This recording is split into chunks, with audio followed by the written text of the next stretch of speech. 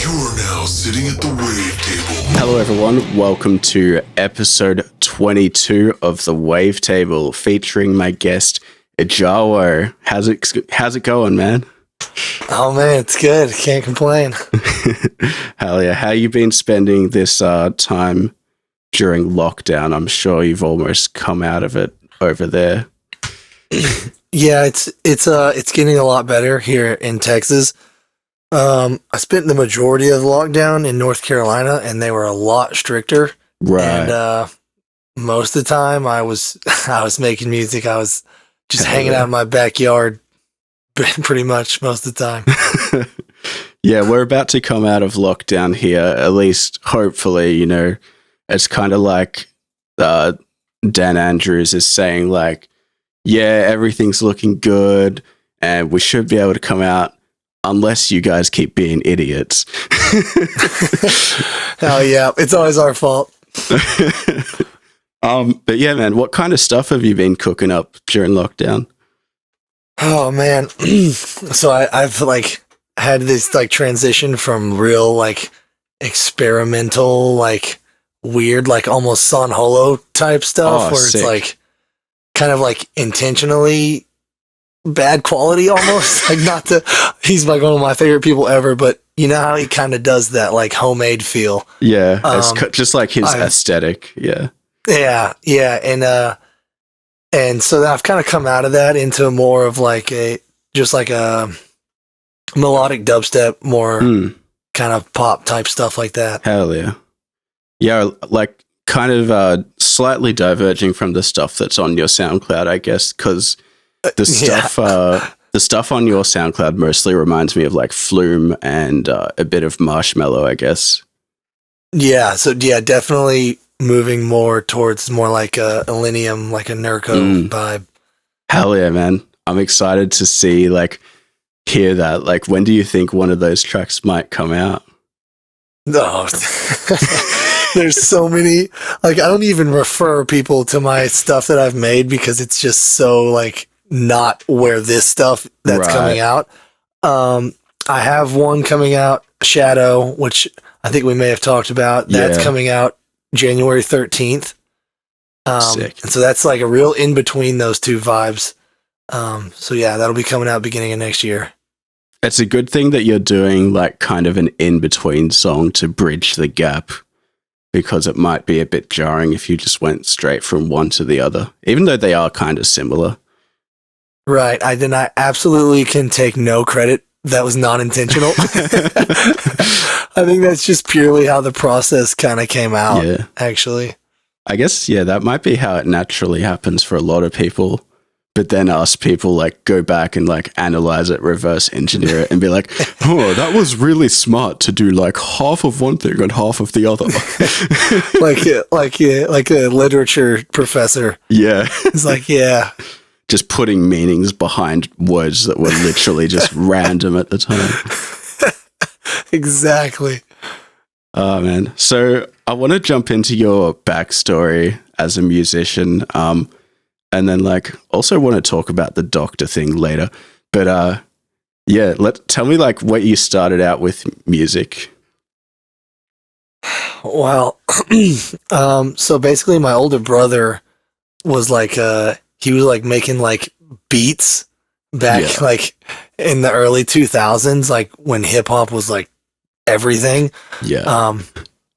And so I grew up as a little kid. I mean, he was 10, 11 years older than me. So I grew up as a little kid, like watching him do that. And then he told me that girls would like me if I played guitar. And I mean, I'm in 6th or 7th grade and I'm like, well, that sounds like the move. Yeah.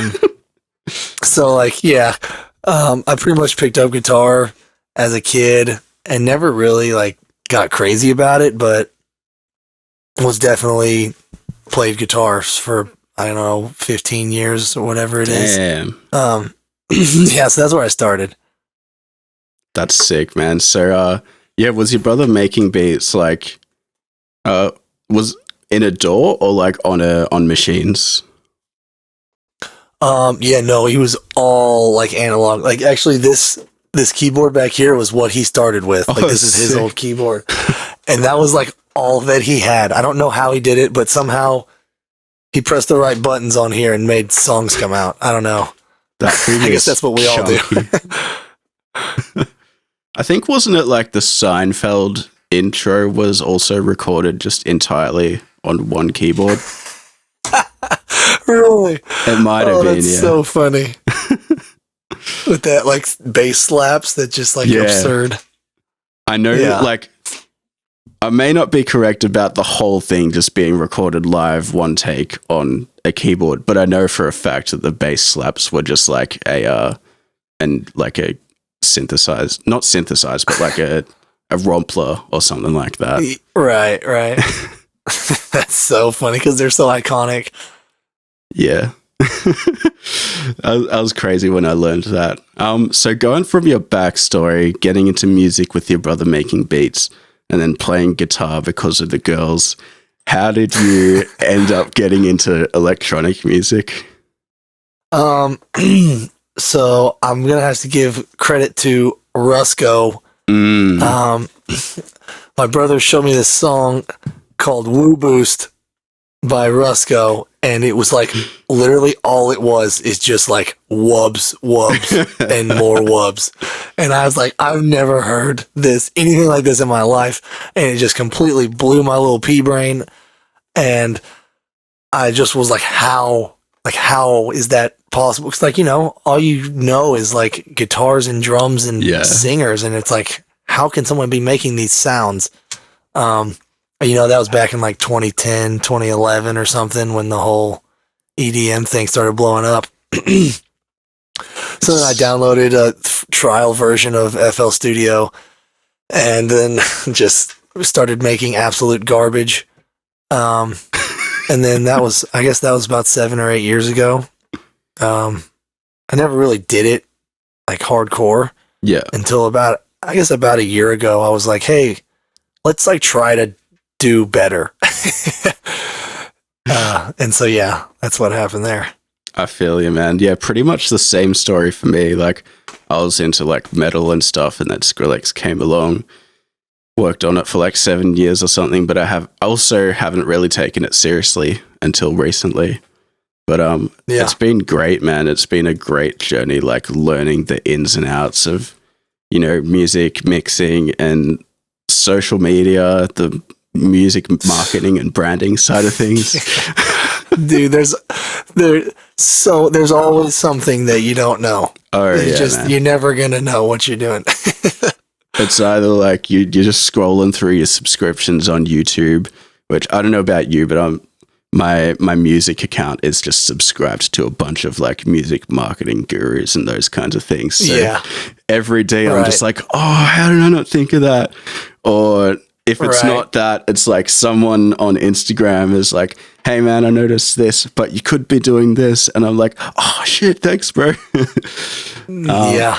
It's hard to keep up. Yeah, man. Oh, there's just always evolving. And I guess the one thing is like, you just need to not get like set in your ways. Just keep that mentality of learning, which it sounds like you are definitely on the same page as me in that regard. Right. Yeah, I'm following all of those guys. So, speaking of social media, man, you've got some fire posts on social media. Like, there's one where you're standing next to a fire truck. There's one where you're like you're jumping through a metal frame or something. It kind of looks like someone's holding a picture frame, and then you're like a 3D painting or something. How do you come up with these ideas, bro? Dude, so this is my wife. I'm going to go ahead and shout out. Yes, sorry to ruin the surprise. I'm married, and she is like, just somehow she's really good at taking pictures. I pretty much always keep like a couple extra shirts on me whenever we go. Like, we go on a lot of weekend trips. We'll go, couple 3-4 hours away, go to a different city or whatever, just to travel. And while we're there, just make sure I have tons of outfits and just always looking for opportunities. That's a great idea, man. Cause like, I think a lot of people might be out on a trip or something, and they're like, man, I could get all these photos, but they're obviously going to be from like the same day. And some people might like, they might not want to do that because it might seem like they're trying to force something. But yeah, exactly. Like take IJAWO's idea, bring a few extra shirts, and then it just looks like you're going fucking all these random places every day. Yeah, I'm like, we pretty much just do like content days. Like if we didn't go on a trip somewhere, it's like, all right, well, just take 10 outfits and go take pictures where you are, sort of thing, and just make it work. Hell yeah. I think that's definitely something to keep in mind. Like, even if you're just, say you're an like upcoming producer, let's say you're like 16 years old, you go on a family vacation or something, just like everywhere you go, swap shirt, pictures. Perfect. It really helps your social media presence. Perfect. So I want to dive into the name IJAWO. What is the meaning behind that? Is it like an abbreviation or something? So it is an abbreviation. So basically, me and my friends were in college. Well,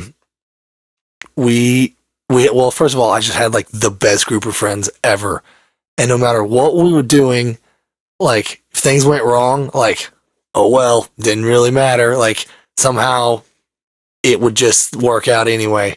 And so it just happened so many times that me and one of my friends, like, a situation would arise, something would go wrong, and then we'd be like, "Don't worry, I'm sure it'll work out." Like it just always works out. That's which great. which is the abbreviation. So basically, it ended up kind of being like, I started seeing it as like God's favor. Was like, doesn't matter what's going on, like you got it's gonna work out. And so then I keep kind of, you can twist it into like so many different things, but basically it stands for it just always works out. Hell yeah, man. I think with the kind of music you make, that's such a fitting like artist name and branding thing that I don't know, is that like in your profile or in your posts or anything? No, I haven't told anybody yet. Podcast exclusive announcement. It really is. I'm not really sure. I've been keeping it secret for no reason. I don't really know like when I plan on telling people, but yeah. Maybe I should put it out there. I'll probably create a snippet of this and then you can be like, yeah, put it out, or nah, don't put it out. Yeah, no, it'll be fine. Cool. So yeah, since we're still kind of on the topic of social medias, I noticed in your bio that you had doctor turned musician, right? Yeah. So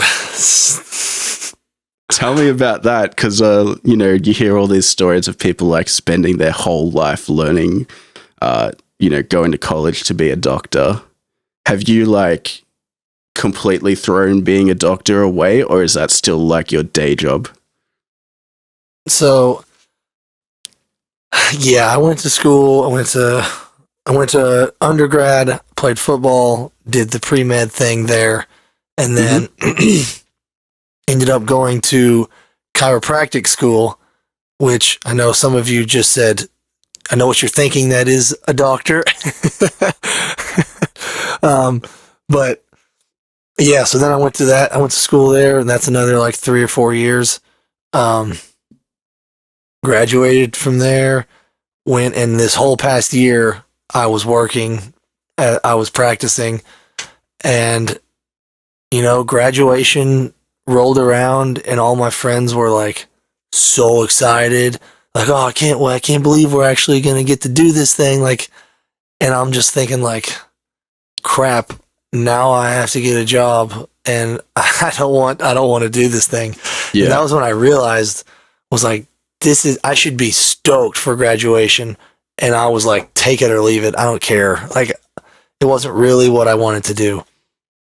So I did it for this past year, and it was, I do enjoy it. Obviously, you're helping people, you're serving the community, and it's fantastic. But I would just find myself like, oh, I can't wait to go home so I can get in the studio. Yeah. And so then we made some changes. I moved back home actually, with my family, and we're living here now. My wife's actually a chiropractor and she's starting her own practice. That's awesome. I quit the job. I quit the day job. So this is what I'm doing full time now. Hell yeah. So yeah. So that was kind of why we had to move back home with the fam to allow us to kickstart all this. Yeah. Man, I'm like, it's so essential to support your dreams. Like, as long as you have enough money to get by, like, choosing happiness over like luxury is such a noble thing to do, I think.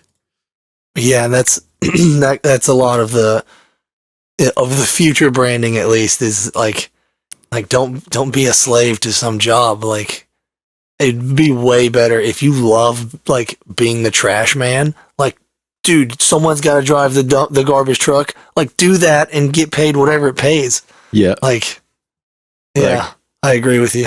Honestly, anyone out there who's chasing money, like, you can have all the fast cars you want, but it's still only a 15-minute drive to that shitty, or not necessarily shitty job, but it's only a 15-minute drive to that job that you don't really want to be doing, you know? Any job you don't want to be doing is a bad job. Yeah. I feel like a lot of people really just focus on like, oh, I need money, I need to be successful, you know? But, you know, just take a step back, like relax and think about happiness, because at the end of the day, like, people ask, what is the meaning of life? And like, obviously the closest thing that you can possibly give to a meaning for life is happiness. Yeah. Right. So, speaking of happiness, I love the sweet summer vibes of your stuff. It really just makes me wish I could go like out on a summer drive, you know, just drive along the beach, blast some IJAWO, and then among a playlist of like Flume, Han Solo. That'd be sick. Yeah. So I guess we've already covered this, but are there any like more niche influences? Because I'm here just saying like Flume, Marshmello, Han Solo. Those are like, you know, Illenium. They're massive guys. Are there any like really less discovered artists that you'd like to shine a light on? Yeah, more recently, Newport. Newport has been slinging out so many songs, and every one of them is amazing. So yeah, it's in 3W Port. So right. Newport with a 3. And he is, if you don't know him, check him out. He's I will awesome. For sure. And he'll actually talk to you on Instagram. Sick. Maybe. Sorry, bro. I don't want to blast you like that. There's people that like don't put much effort into talking to people on Insta, and I'm just like sitting here like, why? Because like, they say that once you get to a 3K follower mark, it kind of feels like you have 1 million followers. At least apparently that's like the metric I've heard.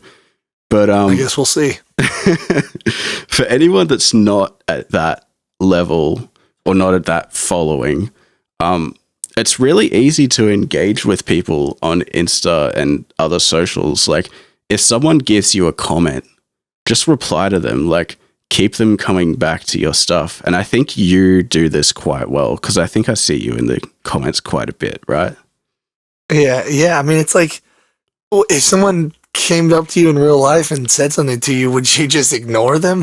Exactly. And I mean, and that's the whole point of this.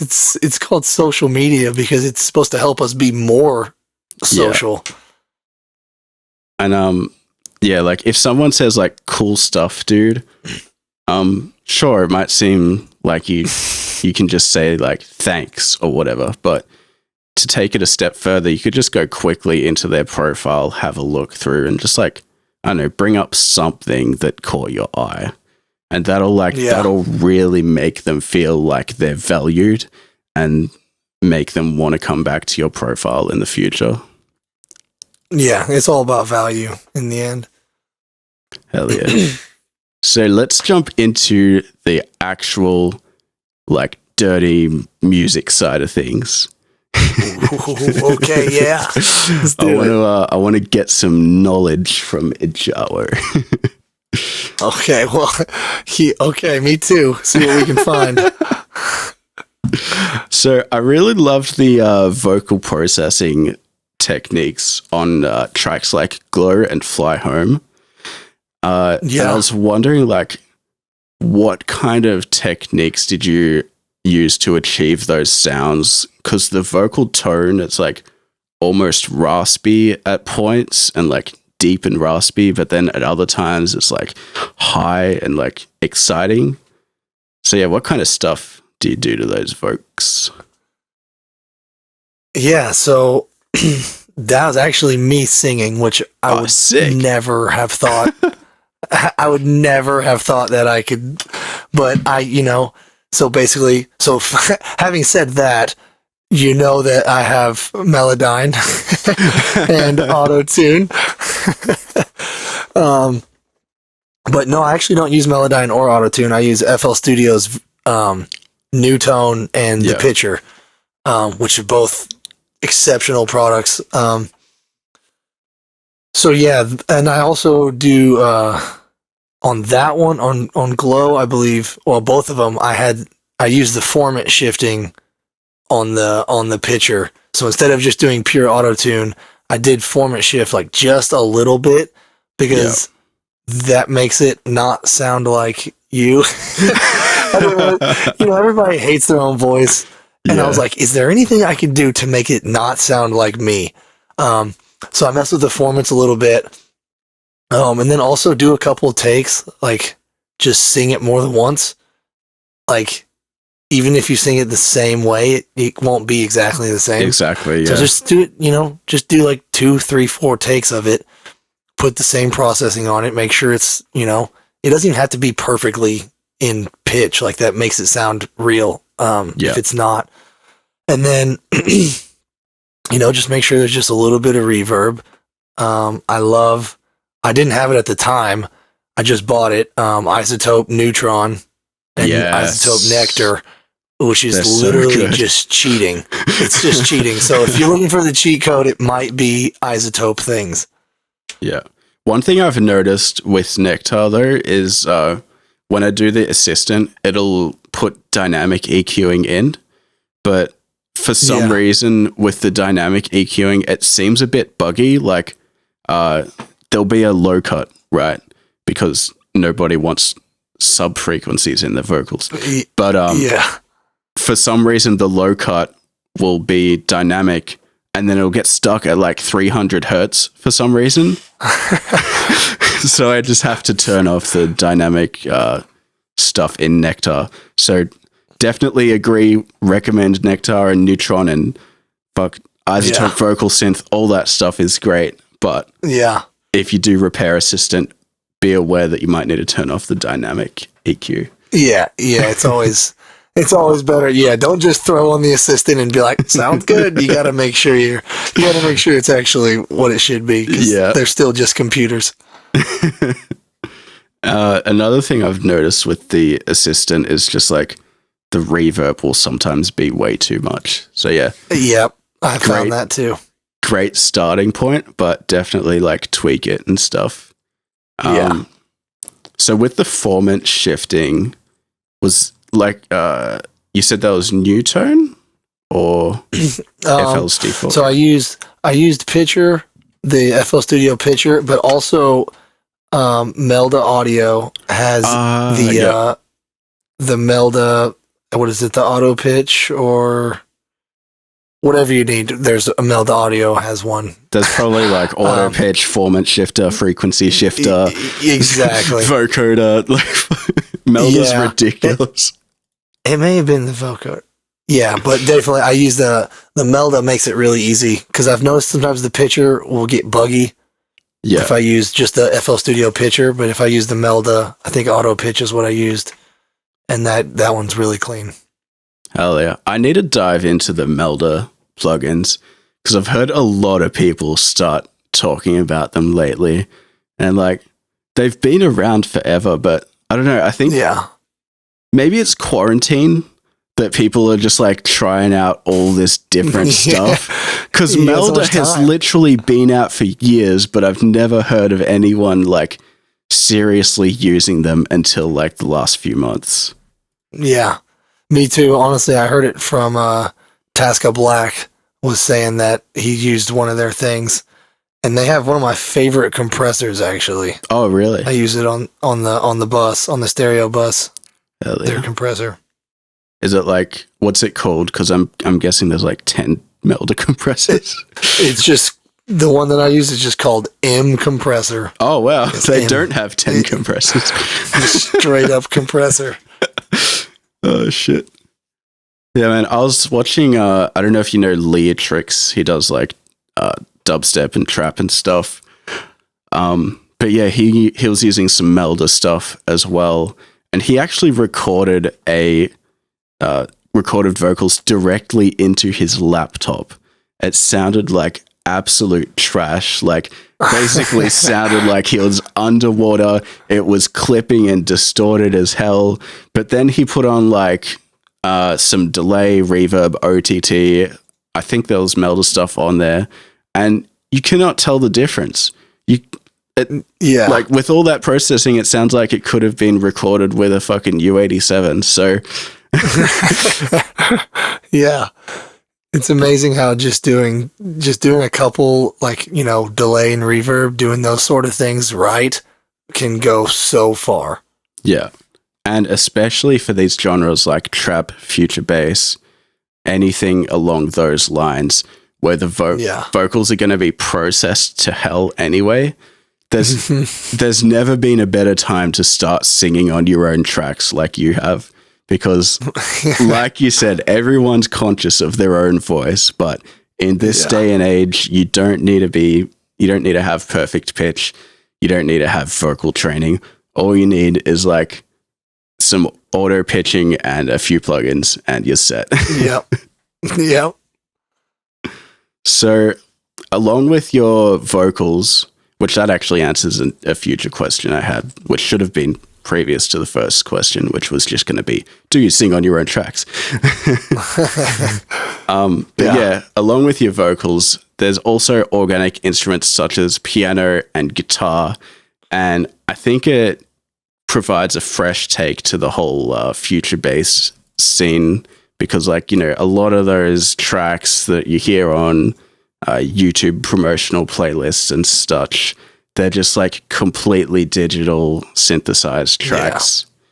And it gets a bit old hearing the same thing over and over again in the old ear holes.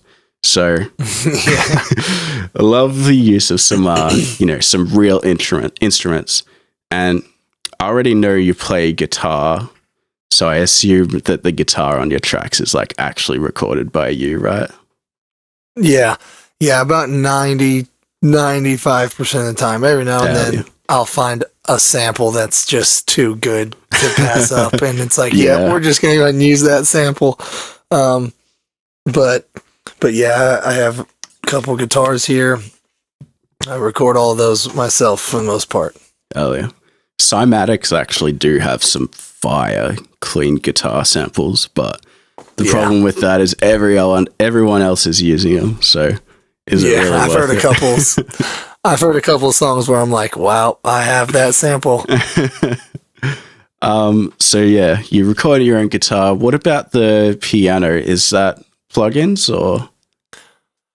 So yeah, I use the Spitfire Audio. Hell yeah. I like everything they have. Whatever you can afford to buy from them. I'm not sponsored, but it's so good. And then I'm not like a pianist. Like, I'm not about to just like jam on the piano, but I mean, I know the theory enough to like know I can play the chords and know what's going to sound good. So then I'll kind of like come up with it by playing it, and then I'll click it in. Yeah, dude, I on do the the MIDI. exact same thing. Yeah, I've got a couple of things I want to branch off from this. So, have you heard of like step editing in Ableton or step recording? Is that what you do? No, I pretty much click in the MIDI, and then Right. I will, like, there's some, just randomly mess with the velocities, just randomly throw a couple things off center. Yeah. And then you go right in from there. It sounds pretty solid if Hell if yeah. you have a good like piano plug-in. Yeah, man. I've been using Spitfire Labs, like just the soft piano lately. Yeah. And it's just a free one, but it sounds so much better than these other piano plugins that I've paid for. I don't get it. Yeah, I always use the soft. And I just want to explain step recording real quick for anyone that doesn't know. So there's a thing in Ableton where, like, you know, the little circular headphone thing where you can click to monitor the MIDI notes. If you click that on and then you hold a chord and then you press the right arrow on your keyboard, it'll actually put the entire chord into your MIDI roll instead of having to draw it in one by one. So you can like essentially play a chord progression, but it doesn't have to be in real time. And that's just like a really useful tip for the people who like can get chords, but they don't have like the piano training to be able to play them in succession and stuff. So yeah, check out step editing. The YouTube channel I learned this from was Missing Links. So go give him a click. And also, since you're also a guitarist and not a pianist, have you heard of IJAWO? No. So there's these MIDI guitars, right? And like everyone thinks of guitar and they're like, there's no way you can possibly get guitar to be MIDI because of the bending and I don't know, strings. Yeah, there's this company called IJAWO and they have MIDI guitars. So I don't know if they're worth the price. They're pretty expensive, but you know, if you ever feel like messing around and playing some guitar into a piano plugin, so you can essentially become a pianist. Oh my! That's pretty cool. Just blew my mind. Wow, that's not what I thought you were going to go with. That was brilliant. Yeah, wow. I've been eyeing those for a while, but they're so out of my price range. Yeah, I got a couple other essential purchases before that. So yeah, on the topic of guitars and pianos, these are lovely instruments to create catchy melodies with. And I was wondering if you perhaps had some tips for producers who want to create catchy melodies, because your song, I forgot the name, the one at the top of your SoundCloud, has been stuck in my head all day. Oh, I love it. I love it. It's probably Glow. If I can think of really catchy melody, it'd probably be Glow. But yeah, for melodies, I make sure I have my chords first. So I'm always have the chords set down first. And then a lot of times I'll start on the second second note in the scale, because I don't know why, but everybody loves it. So then you start there, and then I don't know, just pretty much make it up in my head, just whatever I hear in my brain, and then just try to play it. Sometimes I'll, if I don't do that, I'll just let my fingers kind of dink around on the keys until I find something that's kind of catchy. Actually, one really good thing, it's across the room.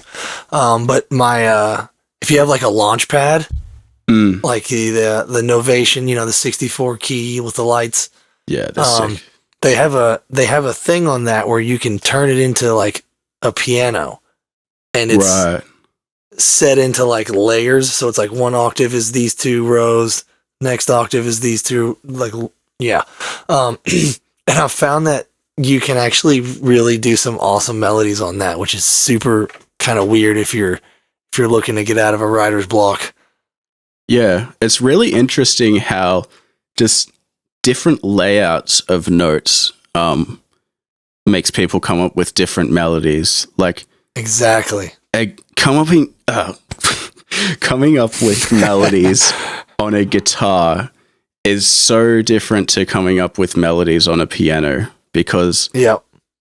on a piano, like, at least for me as a guitarist, a piano is essentially just like one long ass string, whereas Exactly. a guitar is like all these boxes, and like each box is like there's a scale, like just different octaves of the same scale, which Exactly. I guess is the same thing as what piano actually is, but it just seems different, like in the brain, so you kind of just do different things. And Exactly. yeah, so with a launch pad, like octaves like placed above each other, but like they're all the same, right? So like on guitar, each string starts at a different note, whereas I assume on the launch pad, each octave starts at the same note. Yeah. Yeah. Yeah, they all start like on C. Yeah. Or so B, that actually. would be, oh, that's weird. I don't like that. Something weird like that. I don't know. Oh man. So yeah, that would give like completely different melodies to what you would come up with on a guitar, until you get like so comfortable with it that you know exactly where everything is. Right. Right. Yeah, so that's some great advice for coming up with melodies. It's just like fucking mess around. It's better advice than it sounds. Yeah, honestly, like, I'm so sick of these people who overanalyze everything, and like they dig up the science behind everything. And it's like, dude, just stop trying to be formulaic, and at the end of the day, just do what sounds good to you. Exactly. So, yeah, you already went over how you sing on your own tracks. Do you also sample any vocals at all? Yeah. I don't usually use. So when I sample vocals, I like to sample the vocals that are like in the song. Right. So like if I get a singer to sing me a song, I want to like sample those, like some part of those vocals. Yeah. I don't know. I think just something about it just keeps it like cohesive. Yeah. So you're more about like having like the complete custom vocal experience rather than just grabbing something off Splice. Yeah, for me. But I don't know. I did just recently get a whole bunch of vocal samples off of Splice, but I haven't had a chance to play around with them yet. Splice is great. It's good to have like, you know, full vocal samples from Splice, but like with the Cymatics guitars, you know, everyone's gonna recognize them. So I feel like something good to do if you do get vocals off Splice is to just create chops out of them. Like, you know, put them into a sampler or a granulizer, randomize the start point, and then just like hit record on an empty audio track and like resample, just play random shit on the keyboard. Right. You never know like what you might get. If I use the only types of samples that I like to get are like ad libs, basically. Yeah. Just like oohs and ahs and stuff like that. Except for Shine. That song I have, Shine, that was like entirely vocals, like all entirely sampled. Hey, that's all right. Sounds good. Yeah, there's no shame in it. Like, they're there to be used, right? Yeah. So yeah, Splice. Is there anywhere else that you like to go for your vocal samples?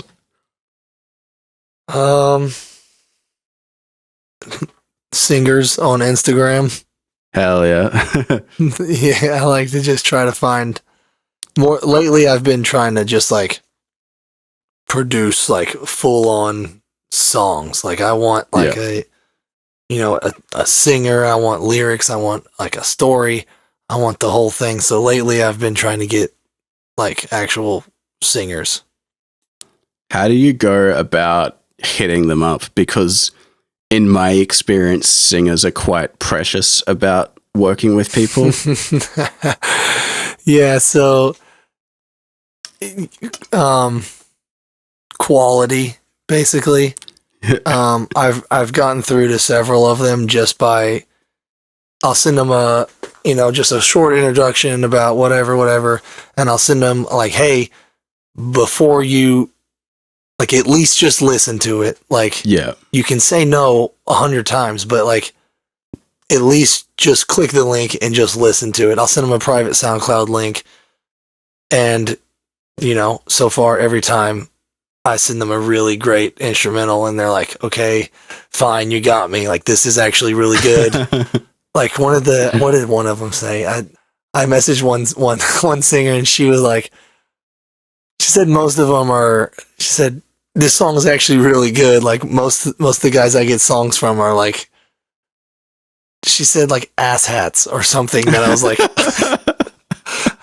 I didn't think that would matter, but Oh my God. So yeah. Oh shit. That's great. I guess the, just having a well-rounded social media as well probably helps with them wanting to work with you, because Yeah. I see, honestly, man, I don't want to sound like an elitist or something, but if I get a DM from someone who wants to collab and they've got 3 posts on their Instagram, that's instantly, to me, like, you're not taking yourself seriously, so I'm less likely to work with you. Yeah. Yeah, no, I think it definitely helps to have a little more of like an established presence, and it lets people know, like, if you have 3 posts, like, they might be really good, they might be really bad, but I don't really have, like, basically my sample size is not big enough for me to like trust you. Like, if you have 40 pictures that are all great and your comments and captions are good, it's like, you've proven to me enough times that you're not weird and we can do this thing. Another thing I get is just like people asking like too much, like, just, I don't know, this is kind of turning into like how to work with Astroreign. But basically don't be a pest. Like, if you DM me and we're gonna work together, that's cool, but don't DM me like every day, like, hey, any progress, like, right. People are busy. You have to offer value before you ask for something in return. Yeah. If you're just always asking, if you're just immediately saying, hey, check out my song, hey, check out my SoundCloud, hey, check this out. Yeah. Without offering anything to them first, it's like, then you're just going around it's just annoying. It's not the same. It's one thing to be like, hey, check out my new track. But man, some people just send links without any text. And that is beyond mind-boggling. Like, it's honestly kind of like it's like a flasher in a trench coat. Like, it's like, whoa, hang on. Whoa there, cowboy. Yeah. Oh shit. But yeah, as you were saying with the value thing, like, you have to provide value to get people to, look at your stuff. But sometimes you also have to be okay with providing value and not getting anything back from it straight away. Like, that's the hard part. Yeah. You just have to keep constantly providing value and, like, essentially just know that the universe will have your back.